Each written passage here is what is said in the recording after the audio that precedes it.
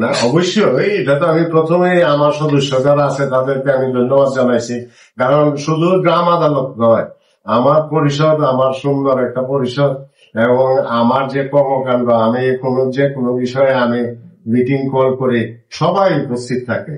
এবং আমাদের যে গাইডলাইন থাকে, উপর থেকে যে গাইডলাইন আসে, আমি তাদেরকে বুঝাই দিলে সঠিকভাবে ইনশাল্লাহ শুধু গ্রাম আদালত কেন, আমার পরিষদ ইনশাল্লাহ আমি দাবি করতে পারি, আমার উপজেলাতেও যদি আমি হিসাব করি, তাইলে যে কোনো কর্মকাণ্ডে আমরা প্রথম অবস্থানে আমি আমার দাবি রাখি।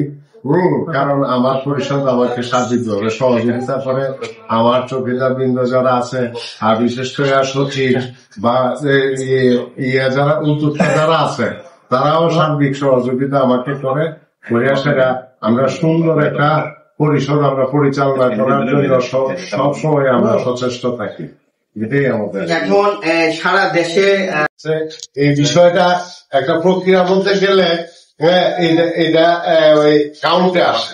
তো সেই হিসাবে আমি মনে করি যে আমার যে কার্যক্রম এবং আমার সহকারী আছে যে তারও প্রচেষ্টা এবং আমার সচিব যারা আছে তারও প্রচেষ্টা, আমরা এগুলা মেনটেন করার কারণে হয়তো তালিকায় গিয়ে সেটা আমরা প্রথম স্থান অধিকার করছি।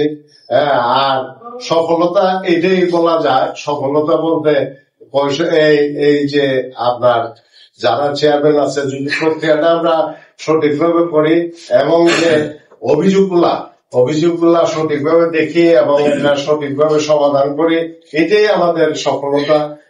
তাই আমি মনে করি যে আমরা যে যতটুকু করি, আমরা প্রক্রিয়ার মাধ্যমে যাই, তাইলে এটা সঠিক একটা রেজাল্ট পাওয়া যায়। এখন আপনার যে সদস্যরা আছে, আপনার ইউনিয়ন পরিষদের যে সদস্যগুলো আছে, যে মেম্বার আছে বা আদার্স যারা আছে, সবাই এই ব্যাপারে আপনাকে কতটা সহযোগিতা করেছে?